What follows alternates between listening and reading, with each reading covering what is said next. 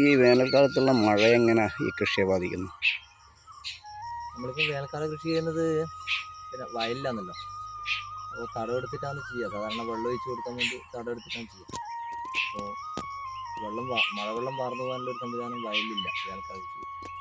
അപ്പോൾ പെട്ടെന്ന് തന്നെ വയലിൽ ഉറവ് ഉണ്ടാവുകയും അത് വേരിനെ ബാധിച്ച് ചെടി ചീഞ്ഞു പോവുകയും ചെയ്യുന്നൊരു കാര്യമാണ് ഉണ്ടാവുക. അങ്ങനെ കുറച്ചേറെ കൃഷി നമുക്ക് ഇതിനകത്ത് നശിച്ചു കഴിഞ്ഞ മഴയോട് കൂടിയിട്ട്. ഈ കാലാവസ്ഥ ഇങ്ങനെ മാറുമ്പോൾ വലിയ ആശങ്കയിലാണ് നമ്മളുള്ളത്.